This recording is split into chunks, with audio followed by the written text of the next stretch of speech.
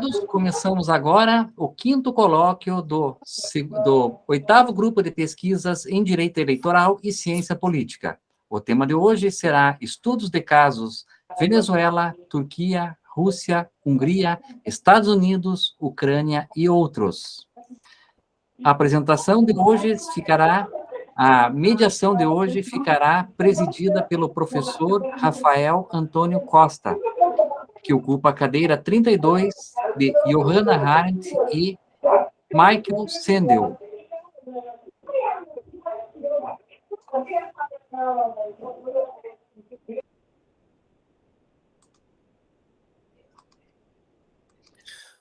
Então, a apresentação de hoje ficará por conta da acadêmica Nicole Kathleen Pfeiffer Oliveira, que representa o Centro Universitário Unidom Bosco, e ocupa a cadeira 40 do grupo de pesquisas, cujo patrono é George Feierman Friedrich Igel e Marimba Anne. Então, agora eu passo a palavra para o professor Rafael Antônio Costa para fazer a abertura do evento e a mediação. Então, seja muito bem-vindo, Rafael Antônio Costa, e contamos com a presença também do professor Sérgio Luiz Versolato de Abreu. Então, passo a palavra agora para o professor Rafael Antônio Costa. Seja bem-vindo, professor. Obrigado, professor Rogério, obrigado pelo convite, obrigado também pelo adiamento do nosso colóquio, que a primeira data era muito próxima à eleição, a data de hoje ficou melhor, tá? Eu agradeço a presença do professor Sérgio, da acadêmica Nicole, e nós vamos falar sobre o nosso grupo de pesquisas hoje, o nosso quinto colóquio, vai ser sobre estudos de casos Venezuela, Turquia, Rússia, Hungria, Estados Unidos, Ucrânia e outros.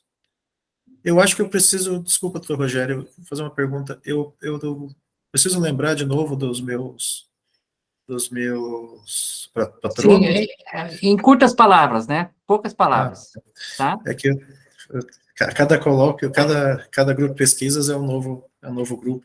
Então, meus patronos são a Hannah Arendt, ou Johanna Arendt, que ela foi uma professora de origem judaica, alemã, que ela se radicou nos Estados Unidos, e ela fez uma releitura da temática dos direitos humanos no pós-guerra. É muito interessante que até a própria comunidade judaica ficou contra ela, e a gente consegue ver a profundidade do pensamento dela num filme que conta a vida dela, que tem disponível no YouTube para alugar. A obra dela é bastante extensa, mas um livro importante, talvez, para conhecer a obra da Hannah Arendt, é o livro do... Ai, me fugiu o nome agora. Ai, meu Deus, o professor que foi ministro das Relações Exteriores no governo Lula. Eu vou, no final do colóquio, eu vou trazer o nome do livro dele, que eu li e acho muito interessante. E também o meu outro patrono é o Michael Sandel, que ele é um professor mais atual, ele está vivo ainda, ele é da Universidade de Harvard, e ele faz palestras mundialmente sobre a nossa noção de justiça, e ele vem de uma tradição que vem desde do comunitarismo e do pensamento filosófico do Aristóteles. Então, ele traz as noções aristotélicas para os dias atuais. E então vou passar a palavra para a acadêmica Nicole, que ela vai tratar das relações entre política e direito eleitoral na Venezuela. Rafael, me dá licença um pouquinho antes de passar a palavra para a Nicole, tá? Que eu fui ler o seu currículo e desapareceu da minha tela. Então, o professor Rafael Antônio Costa, que ocupa a cadeira 32, Johanna Arendt e Michael Sandel, é mestre em Direito Negocial e sua linha de pesquisa é Estado Contemporâneo, pela Universidade Estadual de Londrina, a UEL. Especialista em Direito Constitucional, especialista em Direito Eleitoral e coautor das obras Registro de Candidaturas, Propaganda Eleitoral, Poder de Polícia, Direito de Resposta e Representação Eleitoral, ambas as obras publicadas pelo Instituto Memória. Atualmente exerce atividade de analista judiciário no Tribunal Regional Eleitoral. Então, agora eu repasso a palavra para a acadêmica, Nicole Pfeiffer. Então, com a palavra, Nicole. Seja bem-vinda, Nicole. Obrigada, professor. Bom, eu sou a Nicole, como o professor falou, estou no 8º período de Direito na Unidom Bosco, e eu vou apresentar um pouco sobre a democracia na Venezuela e como ela, ao longo do tempo, sofreu diversos ataques, né, até o que a gente vê hoje, a crise atual da democracia deles. Eu vou compartilhar minha tela.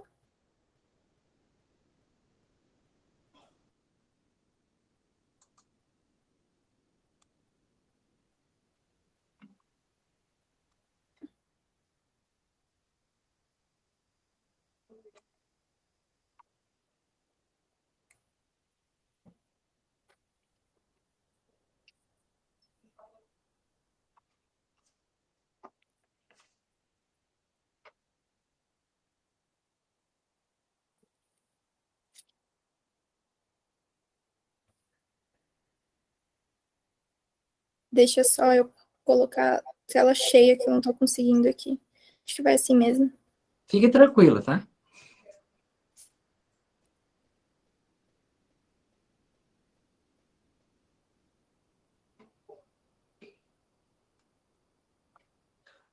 Pessoal, eu coloquei a lista de presença ali no chat, tá?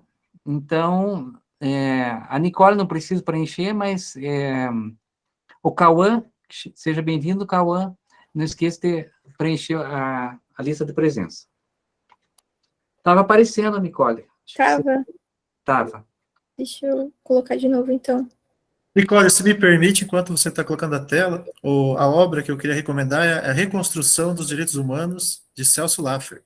É uma obra que trata de toda a trajetória da Hannah Arendt, com base nos livros dela, sobre a construção da teoria dos direitos humanos.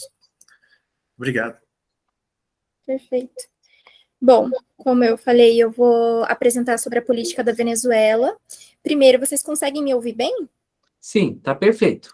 Ótimo.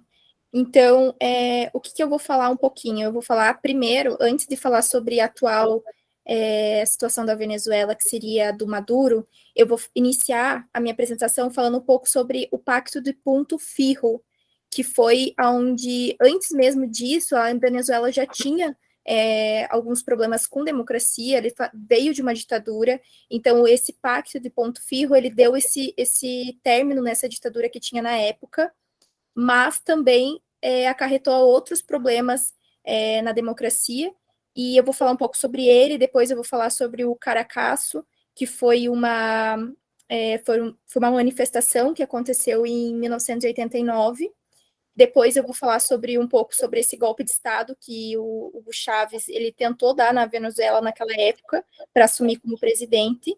E depois eu vou falar sobre a eleição do Hugo Chávez e como é que foi o seu governo, para então entrar em Maduro. Primeiro eu queria falar então sobre o Pacto de Ponto Fijo. O que acontece? Esse pacto, ele foi firmado em 1958 entre 3 grandes partidos venezuelanos, e eles tinham a intenção, ao fazer esse pacto, ou pelo menos era o discurso, de garantir uma estabilidade para a política do país, depois da ditadura desse Marcos Pérez Jiménez. E esse pacto, ele mantinha, na verdade, o que acontecia na prática. Ele garantia a permanência indefinida do poder de meia dúzia de famílias. Então, era um grupo político que governava a Venezuela sem dar possibilidade de que outras novas caras aparecessem, né? Então, basicamente, esse pacto, ele era um acordo de que, após a eleição, de quem ganhasse aquela eleição, não haveria uma retaliação depois daquilo. Ou seja, se você foi eleito, eles se comprometiam a sempre aceitar o resultado dessas eleições. Só que, assim, na prática, ele só garantia a permanência desse grupo de pessoas ao poder e famílias que, inclusive, eram envolvidas em escândalos de corrupção e que nunca eram investigados, porque os mesmos detinham o poder político naquela época, né? Mas aí o que acontece? Em 1950 e 1989, o pacto ele já estava perto de chegar ao fim, e ele chegou ao fim com o Caraço, que foi um dos maiores conflitos sociais da história da Venezuela. Como que estava a Venezuela naquela época? Isso foi uma explosão social, né, que teve uma grande proporções, deixou várias pessoas mortas, foi no começo de 1989, após a Venezuela ser governada por tantos anos pelo mesmo grupo político, a Venezuela se encontrava em um cenário de grande desigualdade social, grande pobreza, uma inflação alta. Existem dados que apontam que 85% da população da Venezuela ela estava em pobreza. Então, já naquela época, a Venezuela já se encontrava numa situação de desigualdade social, de extrema pobreza. Então, esse Caraço, por exemplo, a população ela foi para a rua, ela invadiu locais como supermercado para conseguir comida. Várias pessoas morreram porque a forma como o governo respondeu a isso foi levando o exército para a rua e tentando sufocar ao máximo aquilo que a população estava exigindo, né, essa melhora. E estima-se que cerca de 3,5% da população da Venezuela detinha a maior parte do dinheiro. Então, só 3,5% é que detinha essas riquezas da Venezuela. O restante da população vivia em pobreza. Então, o cenário de quando aconteceu o Caraço foi de aumento de conta de gasolina, transporte público, por exemplo, ele tinha um aumento de 30% da noite para o dia. Então, essa foi a primeira forma da população responder aquilo tudo que estava acontecendo. E como a gente sabe, um período em que a população está em maior vulnerabilidade, em que tem extrema pobreza e tudo mais, é um momento ideal e propício para nascer líderes que vão se beneficiar disso, que vão encher discursos, né, discursos populistas, e que vão, digamos assim, encher a população de esperanças, né? E que foi o que aconteceu com Chaves. Chaves ele surgiu nesse período, depois do Caraço. Então, assim, os saqueadores, eles não roubavam joalheria, eles não roubavam coisas caras, eles roubavam comida, eles iam atrás de roupa, eles iam atrás de sustento.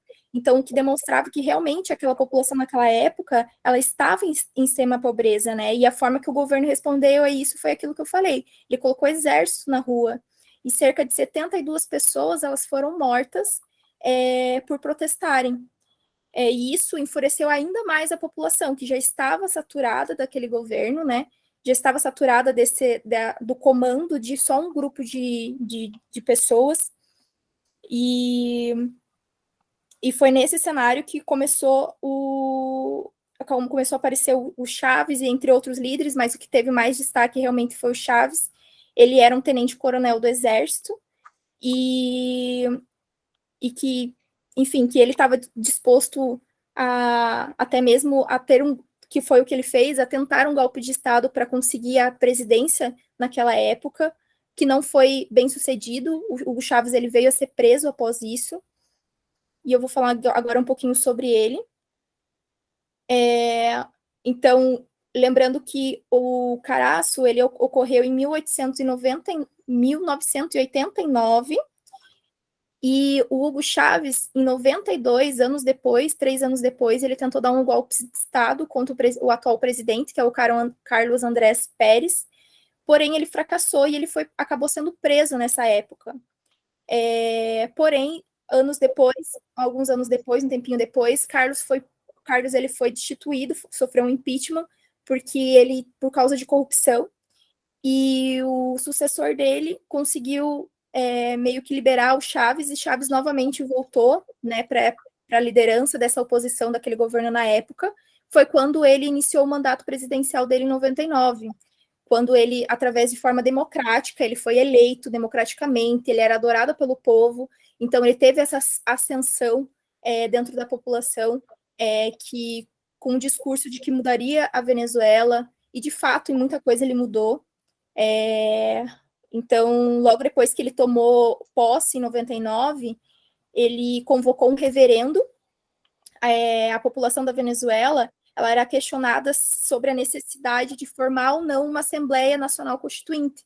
Então, demonstra que, assim, demonstra que Chávez, ele queria restaurar, né, em primeiro momento, ele queria restaurar essa democracia que estava tão...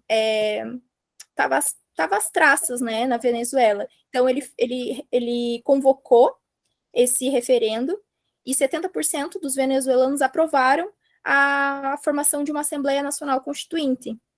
E essa Assembleia, ela tinha 131 lugares, e desses 131 lugares, 120 ficaram com aliados do Chávez, o que demonstra que ele tinha o apoio popular. E fazia sentido ser assim, porque a Venezuela ela ainda estava revoltada com os políticos tradicionais. Isso desde o massacre de 89, que foi esse daqui, que eu falei para você, que foi o Caraço, que morreu lá 72 pessoas. Então, desde essa época, a população ela já estava bem cansada. Então, Chávez ele foi eleito com esse apoio popular. Então, o que Chávez fazia? Ele pegava, capitalizava toda essa ira que a população tinha. Então, dessa forma, ele podia fazer a Constituição que ele quisesse, como ele quisesse, porque ele tinha esse apoio popular, né? E a Constituição, e foi assim que a Constituição da Quinta República da Venezuela veio.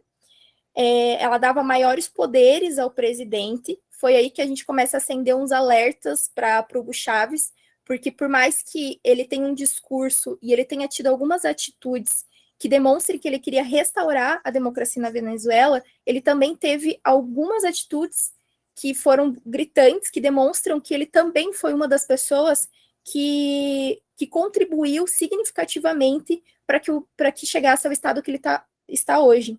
A Venezuela está hoje. Eu tenho um amigo venezuelano que eu estava conversando com ele quando eu estava pesquisando um pouco sobre a Venezuela, e ele comentou comigo falando assim, que eu falei, eu estou pesquisando sobre a democracia na Venezuela, e a resposta dele foi assim, não existe democracia na Venezuela, desde Chávez. Ele falou, antes do Hugo Chávez, a Venezuela ela tinha uma pobreza, mas era como o Brasil. Tipo, ele era instável, mas ela tinha uma certa estabilidade. Mas depois de Chávez, virou um caos, né? Então, no começo, o Chávez ele veio com esse discurso de democracia, de dar ao povo o que é do povo, e a população realmente apoiava ele, porque eles estavam cansados daquela política que estava naquela época. Então, o Hugo Chávez ele tem uma característica bem forte de ter um discurso populista, né? E enfim. Então, com essa primeira atitude que o Hugo Chávez teve foi realmente chamar a população para um referendo, para fazer essa Assembleia Constituinte, colocando a maior parte dos aliados dele, 120 cadeiras da Assembleia eram aliados dele, eram pessoas que estavam a favor do discurso dele, e ele fez a Constituição. E essa Constituição, ela dava maiores poderes ao presidente, e ele ampliava essa prerrogativa do Executivo. Por essa nova Constituição, as eleições aconteceriam nos anos 2000, que foi quando Chávez ele concorreu e ele foi reeleito. E, mais uma vez, iniciou o mandato com mudanças sensíveis. Só que, dessa vez, durante todo o mandato de Chávez, ele vinha com propostas que aumentavam o poder do Executivo, ou seja, aumentava o poder dele. Porque, assim, ele, por mais que ele tivesse uma disposição, né, para meio que restaurar essa democracia, as leis que ele trazia, os projetos que ele trazia, demonstrava que ele estava muito mais preocupado em manter o poder dele, em preservar esse poder e aumentar esse poder que ele tinha. Então, ele estava meio que concentrando dentro do poder executivo essa concentração desse poder. ele também instituiu uma lei, que é uma lei habilitante, que ela permitia que o presidente ele definisse certos temas por decreto, sem avisar o legislativo. Ou seja, mais uma vez, o demonstra que ele queria, tipo assim, esse poder sem ser limitado, esse poder ilimitado, digamos assim. Então, usando essa lei, o Chaves ele distribuiu terras, estatizou reservas de petróleo, ele nacionalizou setores inteiros, como cimento e aço. Então, foi nesse momento que a oposição ele começou a chamar Chaves de ditador, porque é contraditório você falar que você apoia a democracia, mas você ter ações dentro do mandato que eram totalmente contrária a essa democracia. Então, com isso, né, com essas leis, essas medidas que Chaves estava tendo, começou a ser muito mais, esses ânimos começaram a se acirrar, então os opositores ficaram muito em cima dele, e na medida que essa oposição ela só crescia contra ele. E com esse crescimento da oposição, já em 2002, a Venezuela viu mais um golpe de Estado dar errado. A oposição novamente tentou dar um golpe de Estado para tirar Hugo Chávez do poder. Eu até coloquei uma frasezinha aqui em cima que diz assim: se ainda havia uma disposição democrática no chavismo, se é que um dia houve de fato, essa disposição morreu com o golpe de 2002. Então, houve um avanço ainda maior desse poder que o Chaves tinha. E qual que foi a primeira medida que ele tomou depois do golpe de 2002, que deu errado? O que ele fez? Primeiro, como que foi o golpe? A Venezuela viu, né, novamente esse golpe no poder. Ele ficou 2 dias fora do cargo, eles conseguiram tirar Chaves, mas ele ficou 2 dias depois, ele retornou para o cargo. Então, foi um movimento, esse golpe foi um movimento de civis e militares, que até chegou a conseguir tirar, só que fez a Venezuela reviver cenas como o do Caraço, que por acaso colocou Hugo Chávez no poder. Então, ele repetiu as mesmas medidas que tinham sido, que fez com que ele fosse tão promovido, digamos assim, né? Então, havia multidões na rua, havia violência, gente morreu, teve gente que morreu por atiradores de elite. Então, muitas dessas circunstâncias do golpe de 2022, elas permanecem um mistério até hoje, inclusive a influência que os Estados Unidos teve nessa época. Durante todo o período da democracia na Venezuela, da política da Venezuela, a gente vê que tem muita influência externa, muita gente se metendo na política da Venezuela, principalmente os Estados Unidos, que é o maior interessado, não interessado em ajudar os venezuelanos, mas interessado no petróleo, interessado em questões políticas, realmente. Então, assim, depois disso, no ano seguinte, o que o Chaves fez em 2003? Ele aumentou o número de juízes na Suprema Corte, que, obviamente, esses juízes que ele colocou eram aliados dele. E essa manobra ela é conhecida como um abarrotamento da Suprema Corte, que é uma prática bem típica de aspirantes a ditadores. Porque o que ele faz? Se ele coloca juízes no judiciário, ele vai automaticamente ter o poder sobre o judiciário. Porque foi ele que colocou, se você coloca os juízes que são a favor dele, então ele meio que está dominando o judiciário também, além das 120 cadeiras que eram de apoio a ele no legislativo, além do poder ilimitado que ele está colocando no executivo. Ou seja, é tudo centralizado naquela época no Chaves. E isso foi um ponto extremamente importante, porque para a economia atual da Venezuela, para a política atual, porque foi aí, nesse ponto, que realmente foi um ataque contra a democracia. Inclusive, eu li um livro no ano passado, que o livro se chama Como as Democracias Morrem, e é um livro de 2 professores dos Estados Unidos, de Harvard, um livro fantástico, que ele fala como, ele cita bastante como a Venezuela, ao longo dos anos, de forma legal, tipo, não houve golpe de Estado para que o Hugo Chávez fizesse tudo o que ele fez, ele não fez nada forçado, ele fez legalmente. Então, legalmente, ele instituiu uma Assembleia Legislativa, legalmente ele colocou juízes, legalmente ele mudou as leis, fez decreto, isso e aquilo. Então, ele usava esse poder da lei a seu favor. Então, nesse ponto, o Hugo Chávez ele já controlava, além do legislativo, o judiciário também. E em 2006, ele foi eleito para mais um mandato, com 62% dos votos válidos. E essas eleições elas foram acompanhadas pela OEA, que considerou livre e legítima realmente a eleição dele. Poucas semanas depois que ele foi eleito, ele anunciou que ele não renovaria a concessão da RCTV, que foi o principal canal que teria dado amplo apoio à tentativa de golpe dele de 2002. Então já demonstra mais um ataque à democracia feito pelo Chaves. E daí, em 2008, ele aprovou a emenda constitucional que permitia que o presidente fosse reeleito continuamente. Ou seja, um presidente eleito continuamente, querendo ou não, é uma forma de democracia, de ditadura, como se ele fosse ficar para sempre no poder. Só que ele não contava, né, que infelizmente ele não conseguiu, felizmente ou infelizmente, ele não conseguiu se beneficiar disso, porque em 2013 ele faleceu de um câncer.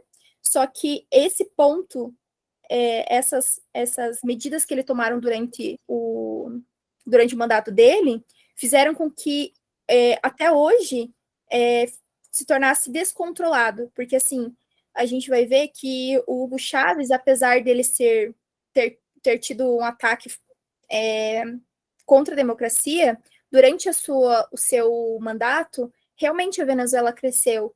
Então, antes, o PIB da Venezuela, o PIB per capita da Venezuela, era de $4.000. Só que depois foi para 10 mil no final do mandato dele.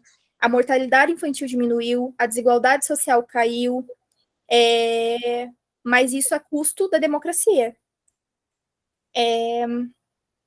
E ele poderia ter usado essa influência que ele tinha, esse poder que ele tinha, essa popularidade para instaurar uma cultura democrática no país. Mas, ao invés disso, ele se preocupou muito mais em se manter no poder.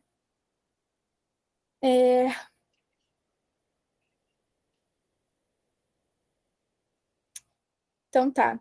Então, Hugo Chávez ele veio falecer em 2013 de câncer. E, após ele, quem assumiu foi o Nicolás Maduro. Mas antes eu queria recapitular alguns pontos só por questão de didática mesmo, para a gente saber a que ponto que a gente está. Então, primeiro eu falei sobre o Pacto de Punto Fijo, que foi aquele pacto que mantinha três partidos políticos no poder. Esse pacto foi instituído foi assinado em 1958, e ele chegou ao fim em 1989 com o Caraço, que foi enfim, foi aquele genocídio, né, que morreu dezenas de pessoas, que a população foi para a rua, e após isso foi com esse Caraço que teve a ascensão do Chaves. Em 99, o Chaves ele toma posse, faz o referendo, faz uma nova Constituição, é eleito como presidente.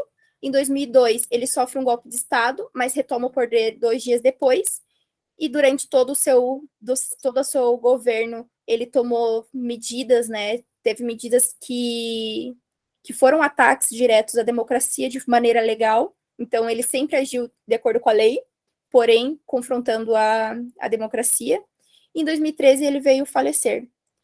Aí, atualmente, o atual presidente é o Nicolás Maduro, que ele assumiu interinamente após a morte de Chávez, em abril de 2013.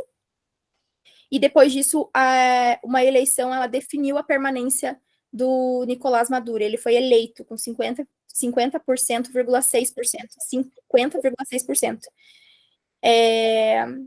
Obviamente, a oposição contestou, né? Mas Nicolás continuou no poder. O Maduro, ele viu as condições econômicas do cargo dele se deteriorarem rapidamente. Então, assim, a Venezuela, quando o Chávez faleceu, era uma. Quando o Nicolás Maduro assumiu, começou uma crise econômica na Venezuela, que é a que a gente encontra atualmente, que, enfim, só se estende, se arrasta e piora cada vez mais. Então, a principal fonte da economia da Venezuela é o petróleo. Então, ela corresponde a 96% da economia da Venezuela. E esse preço do petróleo, ele desabou em 2014. Então, o preço do barril do petróleo, ele caiu por diversos fatores, que incluíam a recusa do Irã e da Arábia Saudita de reduzir a produção, mas também a desaceleração da economia da China. Ou seja, tiveram vários fatores externos que influenciaram no preço do petróleo da Venezuela, da economia da Venezuela. O petróleo, ele sozinho, ele representa 90%, 96% da divisa da Venezuela, e desabando o preço do petróleo, desaba também a economia do país. Então, além desses fatores externos, a má gestão na estatal venezuelana do petróleo, porque essa parte de petróleo que cuida, ela é uma estatal, então, ela que controla essa exploração do petróleo, ela contribuiu para agravar essa crise.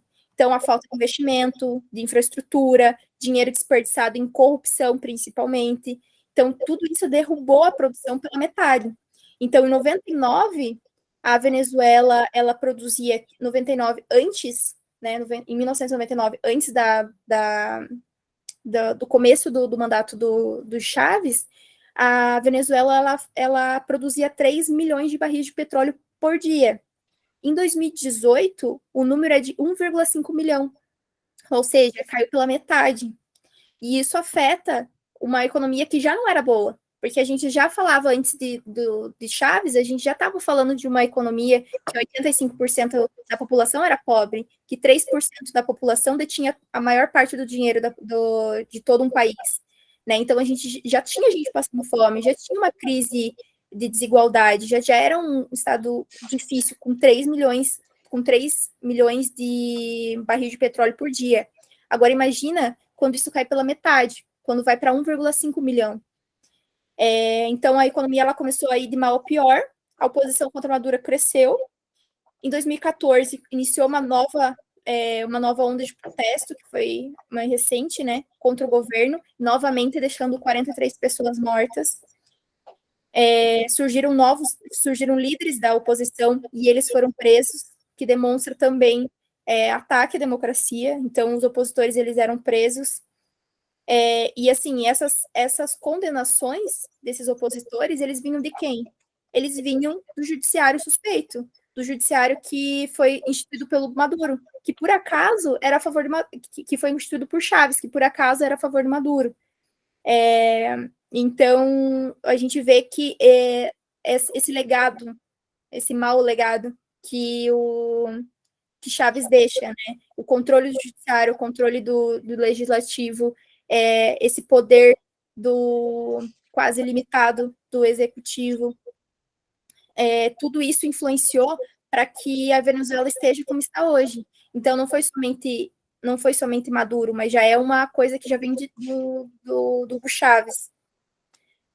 Em 2016, a oposição ela tentou revogar o mandato do Maduro. Eles exigiam, né, que o referendo fosse convocado mais uma vez para que fossem às ruas. E, novamente, houve mais protesto, mais violência. No ano seguinte, em 2017, Maduro criou a FAES, que seria a Força de Ação Especial.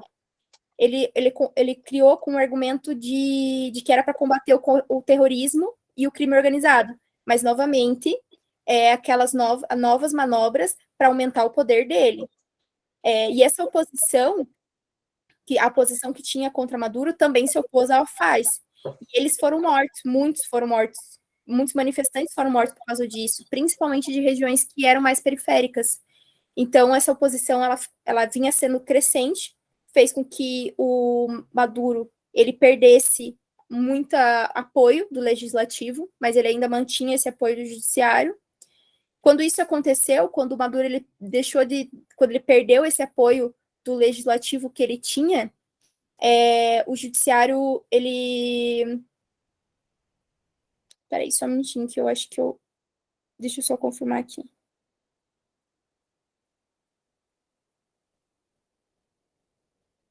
Tá. Aí tá, então Maduro estava perdendo o poder dele no legislativo, né, por causa dessa má gestão dele, por causa da pobreza crescente na Venezuela, da economia caindo. Então, o que aconteceu? Ele, em 2017, ele convocou um plebiscito onde a população deveria decidir se queria ou não uma nova Assembleia Constituinte, e depois dela uma nova Constituição, o que foi a mesma manobra que Chaves tomou, lá em 99. Então, ele tentou repetir essa mesma manobra, porque ele estava perdendo apoio da Assembleia Legislativa. Então, para a oposição, esse plebiscito, ele repetiu uma manobra de que Chaves já tinha feito, é tentar mudar as regras do jogo para manter o mesmo poder. Então, o plebiscito, ele aconteceu com muita violência, com a morte de 10 pessoas novamente.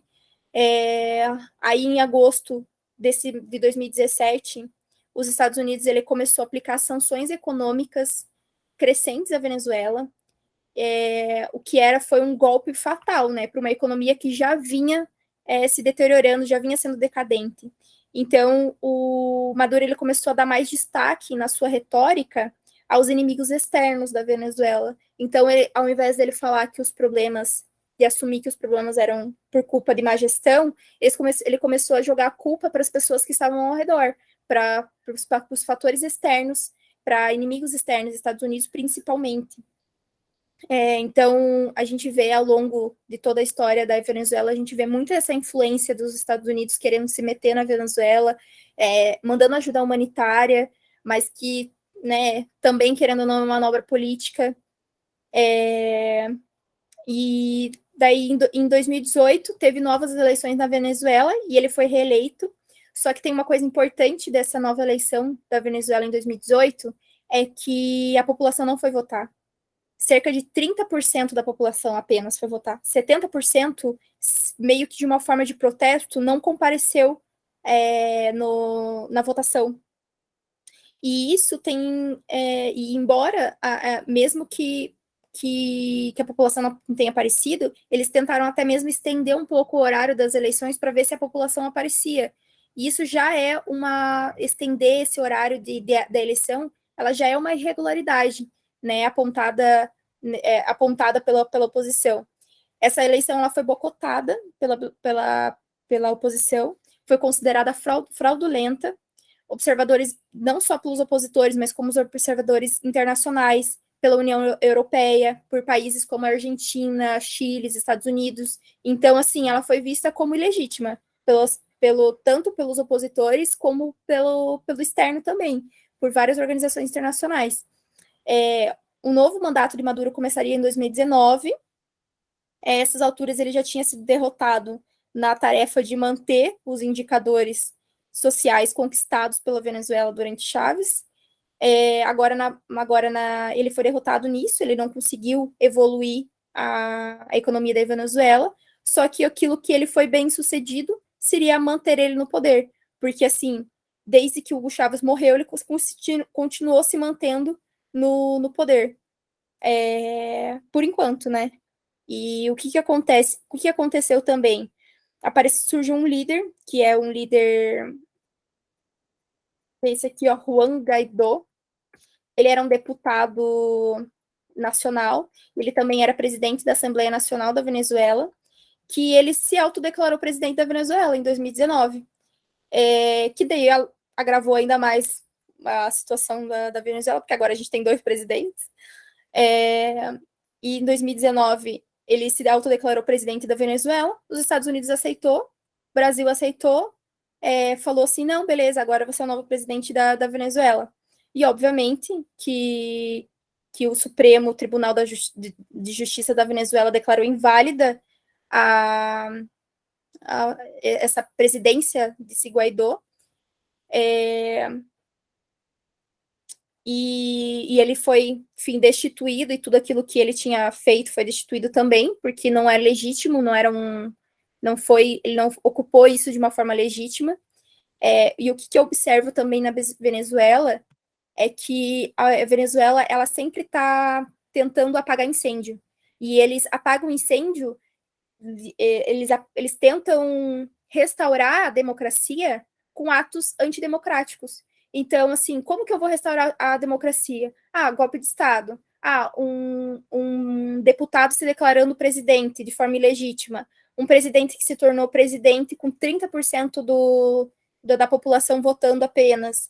sabe? Então, assim, houve diversos ataques da democracia na tentativa de restaurar essa democracia. Então, a gente vê que não é um problema atual, é um problema que se estende por anos, que já vem de outra gestão, já vem não só do Hugo Chávez, mas já vem também lá do pacto, e o pacto vem da onde? Também vem do final de uma ditadura na Venezuela. Então, ao longo dos anos, a Venezuela ela vem enfrentando diversos ataques contra a sua democracia.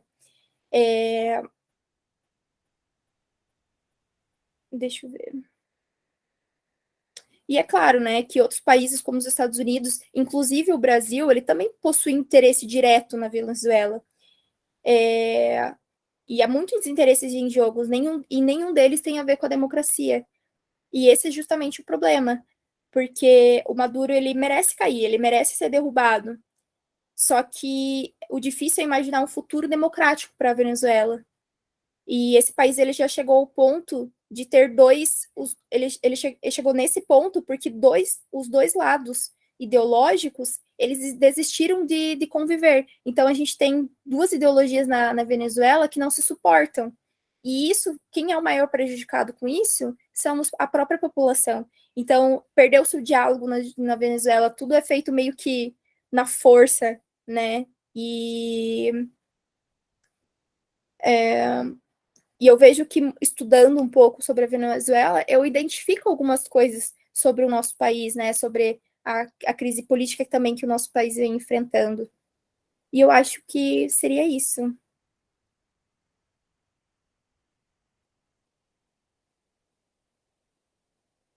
Alguém tem alguma dúvida, algum comentário?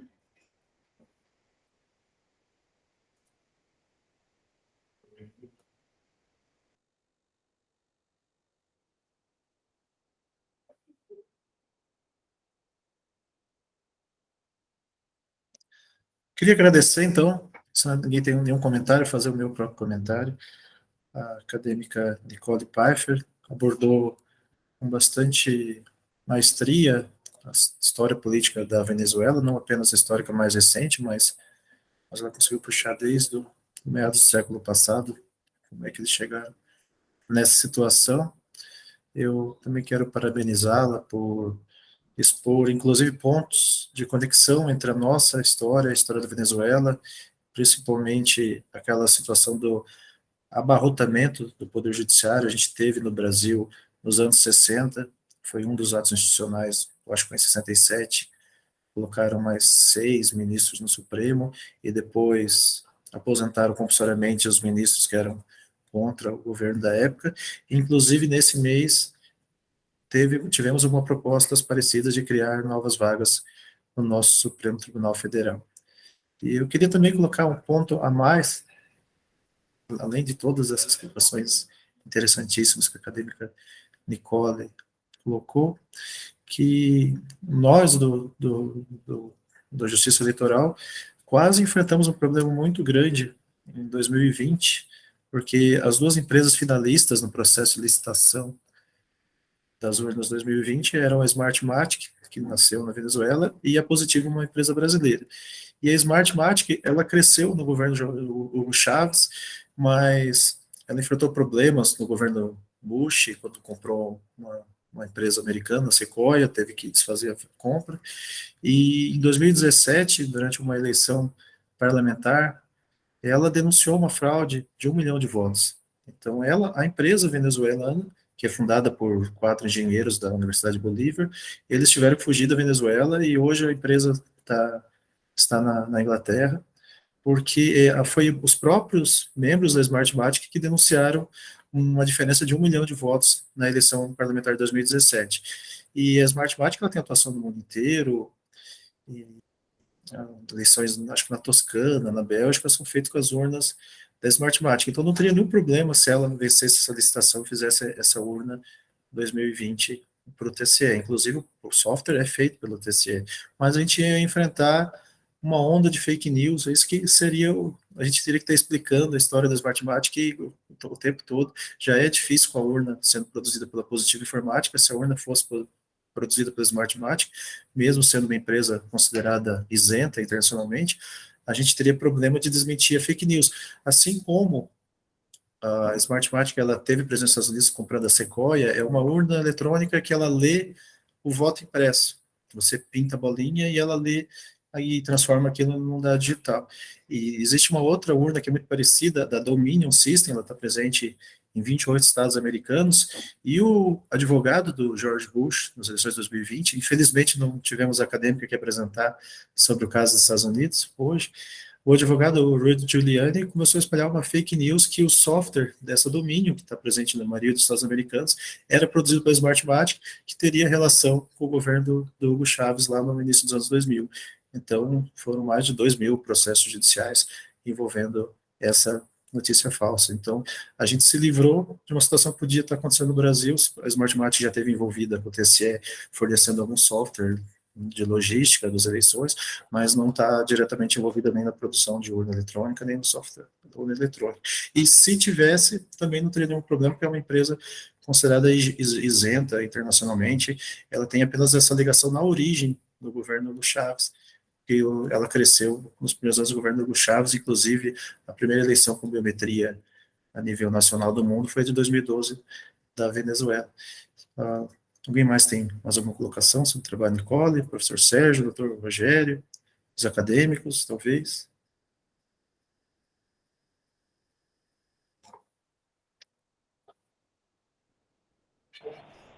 Eu acho interessante o trabalho que foi feito, achei esclarecedor você ver os casos dos países, né?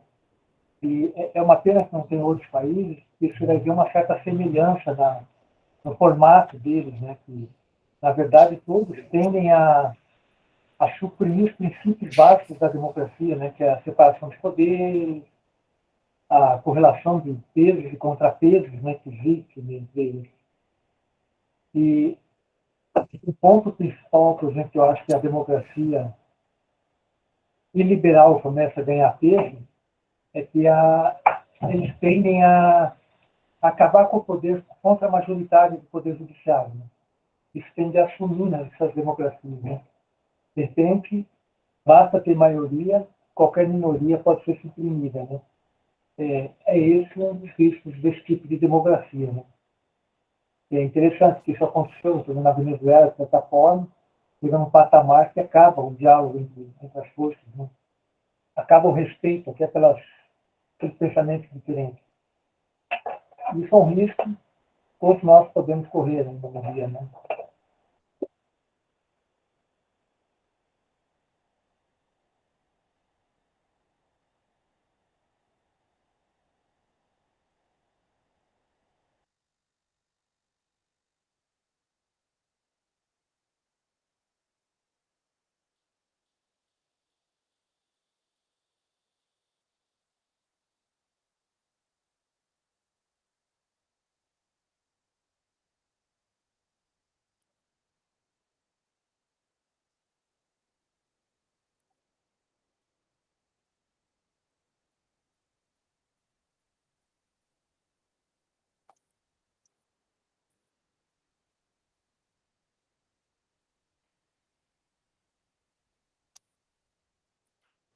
Alguém mais gostaria de comentar? Gabriele, Cauã? Bom, primeiramente, não esqueçam de assinar a lista de presença. Eu vou parabenizar a Nicole. Nicole, parabéns pelo teu trabalho. O nível que você apresentou foi nível de mestrado, né, Rafael, Sérgio, né? Então, você apresentou o nível de profundidade, assim, de mestrado. O capricho com que você apresentou foi espetacular. Você fez um comparativo, você leu o livro lá, Como as Democracias Morrem. Então, parabéns pelo teu trabalho. Eu aprendi muito com você. Tem muita coisa que eu não sabia, né? E eu acho que os demais também não sabiam. Eu aprendi muito. E cada vez que se ia falando, eu ia pensando no Brasil. E pensando na Alemanha, que eu sou profundo conhecimento da doutrina nazista. Até tem uma foto do meu lado ali, foi o dia que fiz um curso na Universität Leipzig, sobre a doutrina nazista, como que você dominava as pessoas, né? E eu vi muita semelhança com, não vou falar do Brasil, que tá meio perigoso agora falar, véspera da eleição, né? Mas lá na Alemanha foi mais ou menos nesse ritmo. Foi nesse ritmo. Tudo foi feito dentro da lei. Inclusive, essa foi a discussão do Tribunal de Nuremberg, que eles discutiram que tudo que os nazistas praticaram foi dentro da lei, e o tribunal não era competente. Por quê? Porque o tribunal não existia à época dos fatos. Foi constituído pelos vencedores da guerra, né? E uma coisa que me chama a atenção, que na Venezuela se mudou o nome do país, né, para República Bolivariana da Venezuela, né? E ele era um país riquíssimo em petróleo. E nessa semana encontrei um motoboy na frente de casa, que tem no lado tem uma empresa que faz entrega, né? E eu vi que ele falava espanhol, fui conversar com ele. Ele é engenheiro venezuelano que trabalhava nessa estatal da Venezuela, e ele não consegue, é engenheiro de alto nível, é engenheiro de petróleo mesmo, e ele não consegue trabalhar aqui porque não consegue revalidar o diploma dele, Diplomec. Então, está trabalhando de motoboy, fazendo entrega para iFood, para... Então, se vê a situação que está a Venezuela hoje. Mas tudo isso, como a Nicole contou para nós, dá para ver que não foi bem como se conta para nós, né? Dá para ver que houve um lado bom, um período bom e um contratempo em todo esse período, né? E acabou a Constituição da monarquia, né? Que quando você tem indefinidamente alguém que pode se reeleger, você sai do regime republicano e entra na monarquia. Então, é por isso que o nosso presidente aqui no Brasil não pode se reeleger para o terceiro mandato. Então, a Constituição originalmente era um mandato, só podia ter um mandato. A Constituição brasileira podia ter um mandato, mas tinha que ter um intervalo para o segundo mandato. Agora pode ficar 2 mandatos e só para o terceiro que acontece isso. Nos Estados Unidos, alguém pode ser presidente 2 vezes na vida, né? Então, no Brasil, pode haver esse intervalo e retornar novamente, tá? E tem o caso da TV estatal, que foi fechada. Todos os países do mundo, eles costumam... foi fechada legalmente, porque era um prazo de renovação, e lembrando que o contrato com a Rede Globo termina agora, eu não sei se é novembro ou março, né? De quase todas as TVs, a Rede Globo, a TV Band e a Record. Então, está vencendo a concessão deles agora, tá?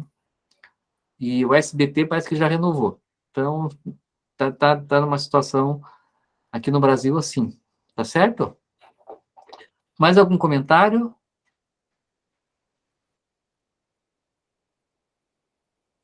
Então, mais uma vez, Nicole, parabéns.